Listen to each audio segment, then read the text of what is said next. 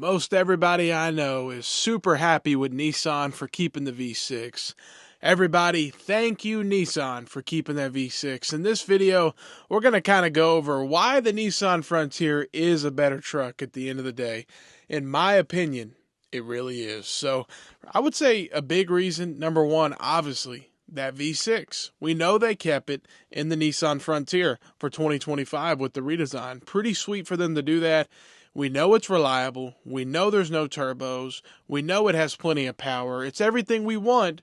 And the fuel economy isn't even much different than the turbo over across the street at Toyota. So at the end of the day, I would much rather have that V6 that Toyota offered, but they stopped offering it. So it's really unfortunate.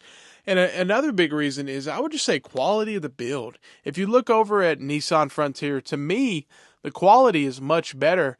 You walk around it, the body panel gaps are not really misaligned much. They do seem a bit big a lot of times, but they're big across the whole vehicle. So they're not misaligned. The tailgate's aligned perfectly on all of them, unlike across the street. You go over to Toyota, almost every single one I go up to, they can't even align the tailgate. And that kind of comes into another reason is Nissan Frontiers are built in America with much higher wages than the actual competitor across the street, Toyota. The Toyota Tacoma is built in Mexico with, I think the average wage I saw was around $2.79, somewhere around there. But I could be wrong. But still, that's a pretty low wage. And you got to think, I understand there it could be a lot more considering the cost of living and stuff. But still, at the end of the day, Nissan pays more to the employees that build the Frontier compared to the Tacoma. So it seems to be like the quality of the build is better over on the Nissan side. And then that goes into the other reason is the Tacoma is so expensive. So that's like, okay, you guys pay less for the wages, but then we have to pay more for the vehicle. So it doesn't make much sense. Over at the Nissan side, the Frontier, you can get a great deal on one, and you can get them in the 30s all day long with the V6. You go across the street, I haven't even seen one stickered less than 40 yet. And I don't know what their website says because they might say you can get one for 30 something, but at the end of the day, dealerships aren't getting them yet. So it's kind of crazy. And then a lot of dealers are trying to act like the Toyota Tacomas are selling like crazy and they want to charge markups and stuff, which is even more crazy because sales are down so bad on the Toyota Tacoma side. This might be the worst year since 2009. So crazy. And this was the mistake that they made. Now I don't know if they were forced to do it by the EPA, but then you can say, my argument is, well, there's multiple brands that don't offer a turbo four-cylinder with their truck. So, makes me wonder, you got multiple brands. So, yeah, it's really interesting to see them change.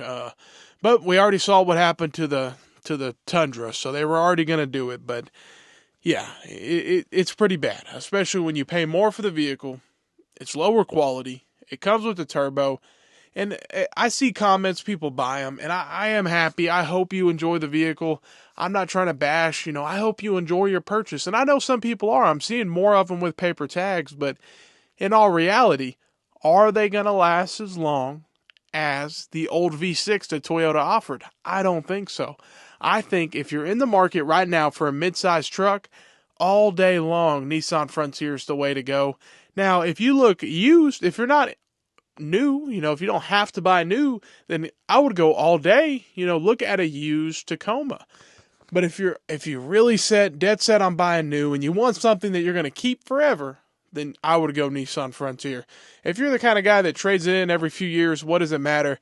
But you still might be stuck with the transmission failure and then end up having to drive a loaner car. But any vehicle can break down, so it is what it is, but buy what you want. But at the end of the day, in my opinion, and based on what I've seen off hundreds of comments and many, many videos, most people agree Toyota made a mistake going to this four-cylinder turbo.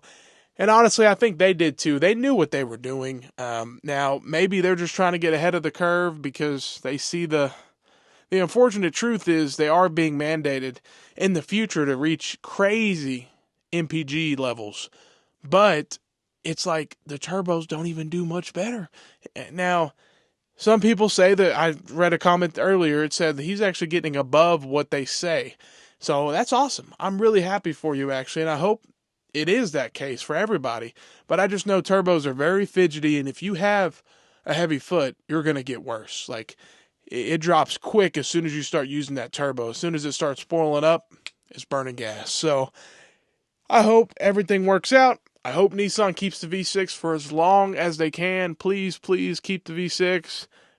What's your opinion on this issue that's going on with the midsize truck market? But leave a comment. Go ahead and like, subscribe, and thank you for watching.